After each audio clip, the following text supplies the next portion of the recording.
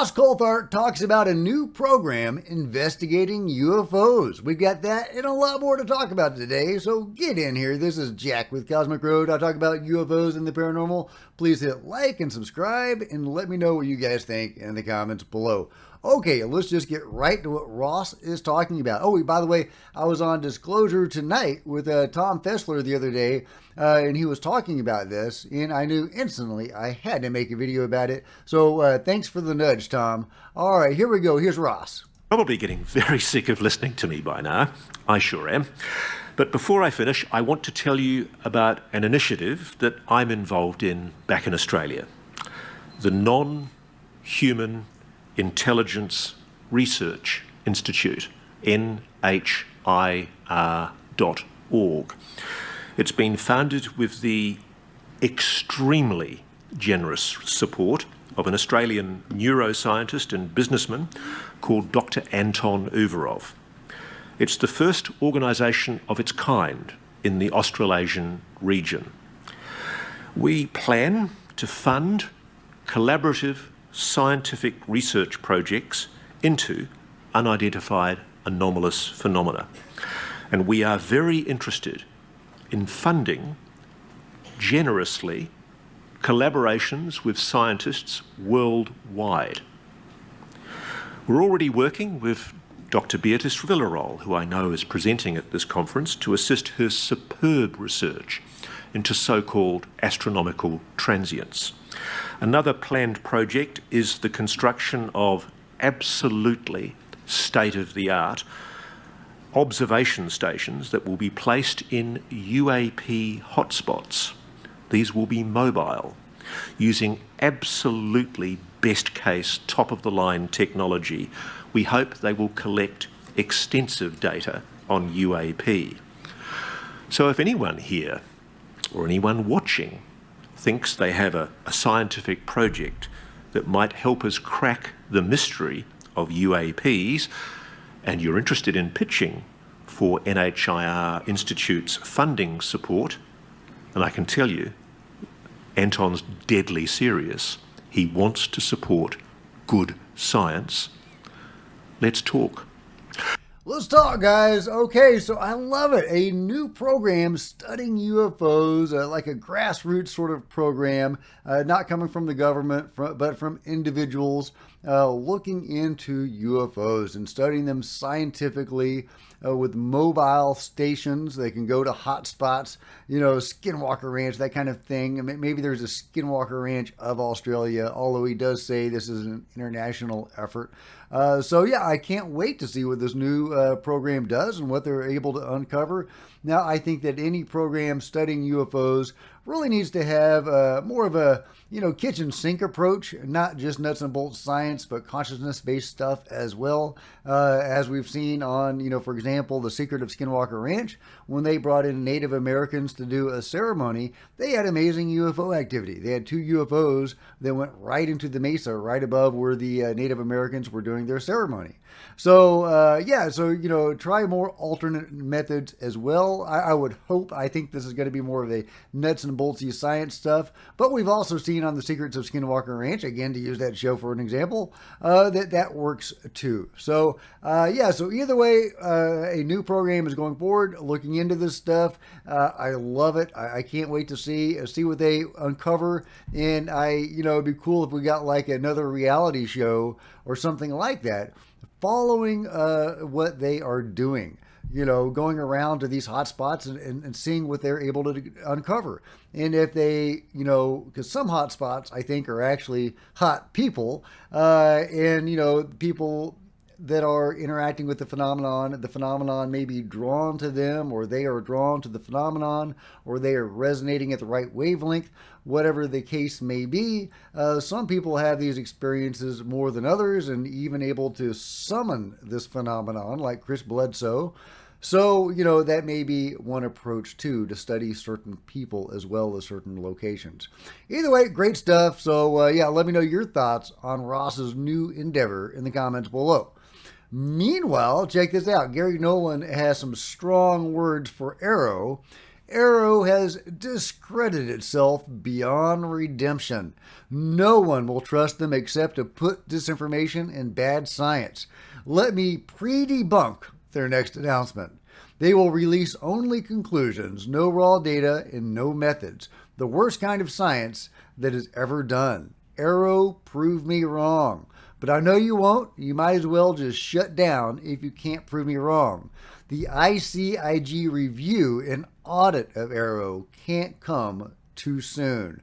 I love it. And indeed, the audit can't come too soon. I'm so excited about the audit. If it actually gets passed, it's probably going to be included in the NDAA as part of the Intelligence Authorization Act. And if that gets passed, we could see an exposing of the UFO cover-up. AARO is obviously part of the UFO cover-up, to my mind.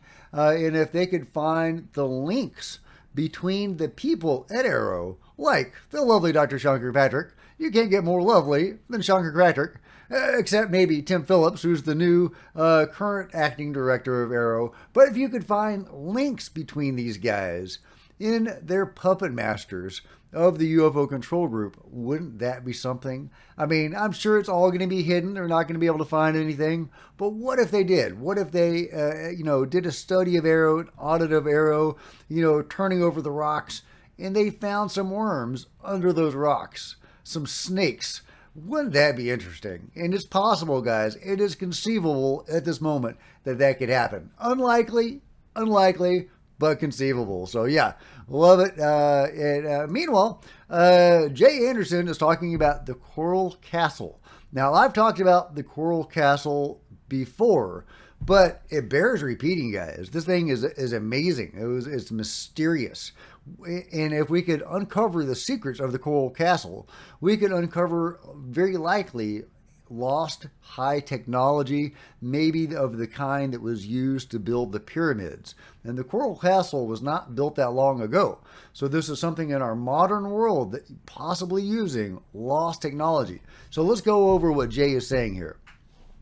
What makes Coral Castle in Florida so mysterious? The builder, who claims he used secret ancient Egyptian methods to construct it. Edward Alid Skalnan, I said that right, was a diminutive man weighing about 100 pounds who single-handedly quarried, transported, and sculpted over 1,100 tons of coral rock without the use of modern machinery or heavy equipment. He worked mostly at night and in secrecy, leading to much speculation about how he accomplished such a feat. Lead Skalnan himself claimed he had discovered the secrets of ancient Egyptians and had a profound understanding of leverage and balance. However, he never revealed his exact methods, fueling various theories ranging from magnetic levitation to supernatural abilities. Some visitors reported seeing him singing to the stones, suggesting he might have used sound or some form of unknown energy to move the massive blocks. The site features intricately carved stone structures, including a 2-story tower, rocking chairs, tables, a sundial, and a perfectly balanced 9-ton gate that can be easily pushed open with a single finger. Despite extensive investigation, the true methods Lead Skalnan used remain unknown, and Coral Castle continues to be a source of wonder and speculation, attracting tourists, researchers, and theorists alike. And there you go, some of these huge stone blocks that this 100-pound man was able to move by unknown means. He says he's rediscovered the secrets of lost Egypt, ancient Egypt. And, it'd be wonderful if we could rediscover that. He actually did write a book. Where he put some of this knowledge, in the book. I've never heard of anybody that has been able to get that knowledge to work, though. So I guess he didn't include everything in the book, or else it was just too dense and people couldn't get it. Either way, I love Coral Castle. It definitely bears repeating and talking about, because it's really cool. Meanwhile, what is this crazy orb thing? Now, this could have a mundane explanation.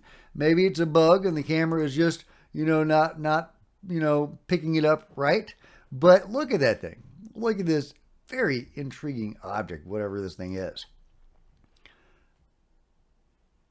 I mean, I don't think that's a bug, guys. I don't think it's a bug that, just the camera isn't able to capture. I think we're looking at something more anomalous. But let me know what you think that crazy orby thing is. Meanwhile, check this footage out, guys. Not only is it just fun footage, but we've got rods.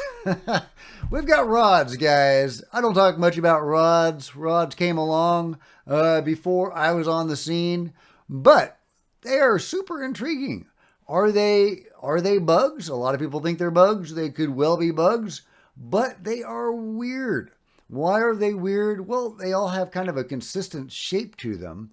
And also, often they will have weird wings. Wings in strange places, and also too many sets of wings. Now, is this the camera just misinterpreting what is there? Very, very possibly. Very possibly. But it's also possible that something more anomalous is going on. As we will see, we are about to see an interesting rod that has 3 pairs of wings. Now, again, this could just be the camera. Oh, excuse me, this one has 4 pairs of wings. So is this, just the camera misinterpreting what it's seeing? It's just going too fast for the camera to accurately interpret? Or are we looking at something more anomalous? Because when we just see it move right here, it looks like a bug. It moves like a bug. And you can see other bug-like things in the frame moving around. But you never know, guys. Maybe this is indeed something more anomalous. I think of the dragons, or those fast-moving small UFOs that buzz, airplanes and helicopters. Sometimes they will have wings. Even ones that are provably anomalous, going behind distant objects. They will have wings. Really weird. Really weird. So is that a connection with the rods? Or are rods all simply bugs? Let me know your opinion on rods in the comments below. Meanwhile, we've got a new Nazca mummy. That's right. Earl is on the scene.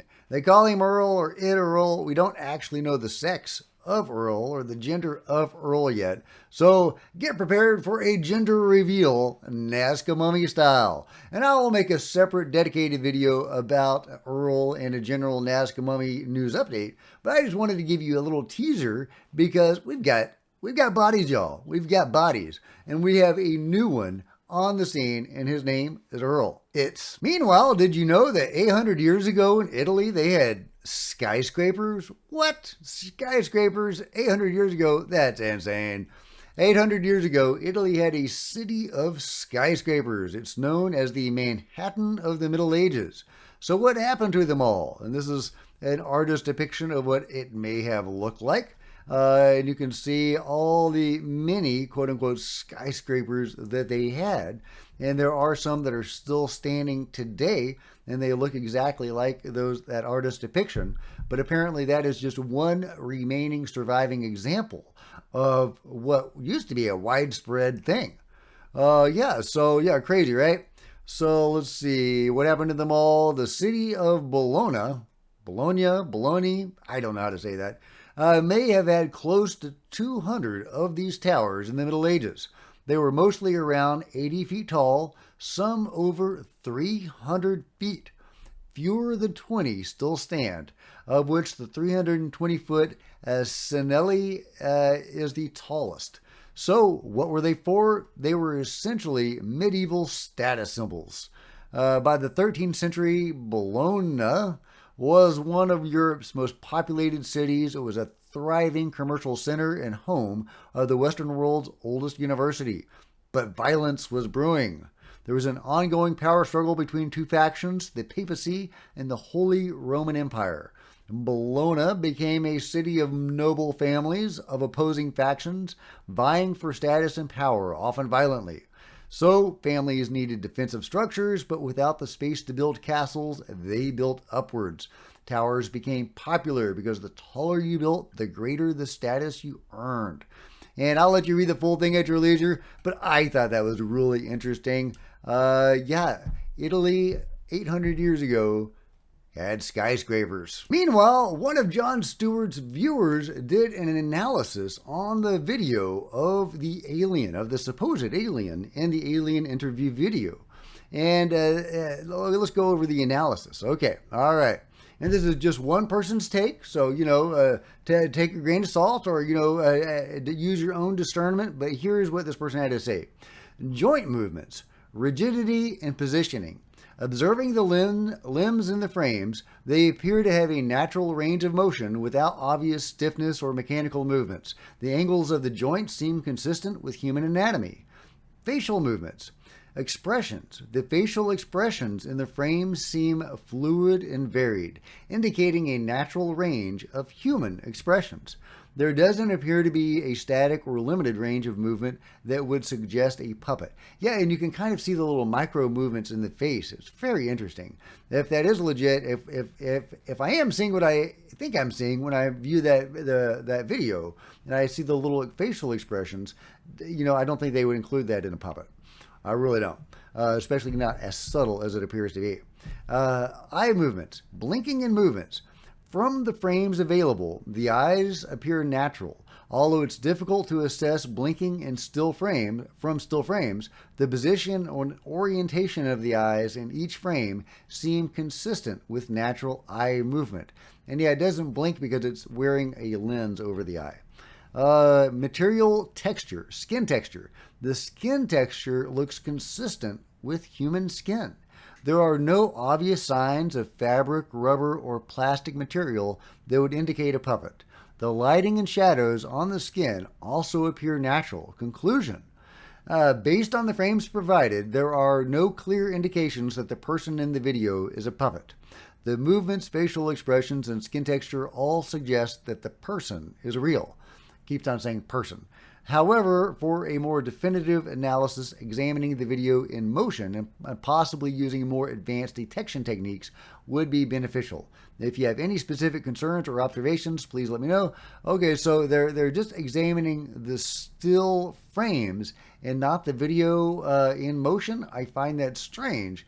But either way, an interesting analysis of the being in the alien interview video. Last but not least, because it is kind of a slow UFO news day, I will be honest. Here's intriguing UFO footage from 2009 of something strange going on in the sky. I don't think this is CGI. I think this is a legitimate thing in the sky, likely a UFO doing something funky.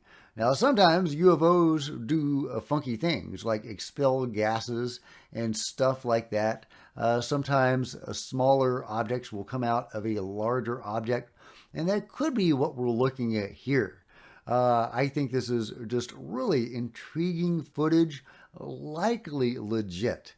Definitely anomalous. I mean, I don't think that's a bird. I don't think that's a kite. Let me know your thoughts. Could those be seagulls? Is that a big golden seagull surrounded by some smaller seagulls? I don't know, but I think that is really intriguing. Let's go over the juicy part again. Okay, here we go. Okay, we got the big golden seagull, and then we've got the other little guys that may have come out of that bigger seagull.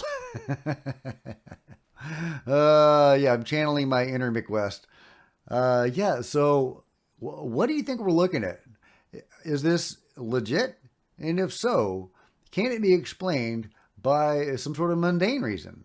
Or are we looking at something a little bit more alien? Let me know your thoughts on that and everything else covered today in the comments below. And if you've enjoyed this video, please give me a big thumbs up. I sure would appreciate it. Smash the like button and the bell to be notified of future videos. You don't want to miss a thing. Join me on social media, Facebook and Twitter, links below. Love to see you guys there. If you wanted to support Cosmic Road in an even bigger way, consider grabbing a coffee mug or a t-shirt in the merch store below, or by becoming a channel member, because channel members are rock stars, and I really appreciate you guys' support. Thank you. Meanwhile, there are plenty of other videos on the channel, and I'll see you guys next time. This is Jack with Cosmic Road, signing out.